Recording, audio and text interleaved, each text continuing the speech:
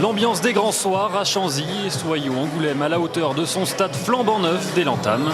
Les Aurillacois n'ont pas encore touché le ballon que le SA15 se montre déjà dangereux. La remise intérieure pour Théo Velten, le raffut et l'essai pour Angoulême. Voilà, première séquence et ça va déjà à l'essai pour Soyaux Angoulême. Deuxième minute de jeu et ça fait déjà 5-1-0 pour les locaux. Et bien voilà, pour sa première titularisation de la saison, Aïs Terran répond présent. Dans la foulée, Aurillac réagit et De Wet concrétise pour ramener les siens à 4 points.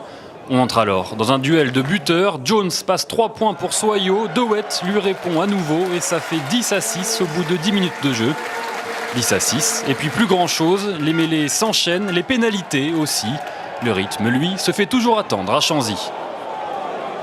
26e minute, le SA15 tente enfin d'enflammer cette partie. Oh, attention du Bordeaux qui va s'en mêler les passants avec Aïs Terran qui botte ce ballon. Oh, la course qui sera le plus rapide. Pas d'essai pour Angoulême visiblement, mais une très chaude alerte. Pas d'essai, mais une pénalité pour les Angoumoisins. 3 points cadeau pour Jones, 13-6 pour Soyaux.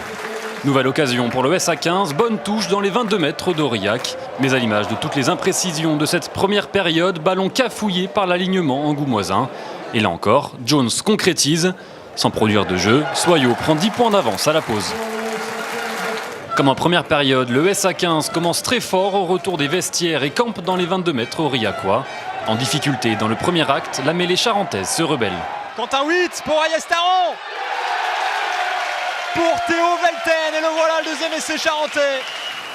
Dorian Jones prend parfaitement le relais de Lucas Méré, parti à l'UBB. 5 sur 5 pour le buteur angoumoisin qui transforme et 23-6 pour Soyaux. Les avants aurillacois se sont fait bouger en mêlée fermée. À l'heure de jeu, ils répondent en force. Non, c'est Roussel qui a les mains sur ce ballon et qui va peut-être passer la ligne. Oui, essai pour le stade aurillacois. Il est signé Pierre Roussel, le capitaine. Un essai transformé et Aurillac revient à 10 points, 23-13.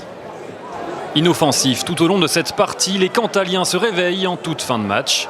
Acculé devant sa ligne, le SA15 subit mais ne rompt pas. Il faut qu'il sorte là, Mehdi Bounjema. Et le ballon qui est récupéré. Le turnover en faveur de Soyaux. Le ballon injouable qui sera rendu sur mêlée à Soyaux, qui a peut-être fait le plus dur là. Soyaux Angoulême s'impose 23-13 et enchaîne une deuxième victoire de rang à domicile dans cette Pro D2.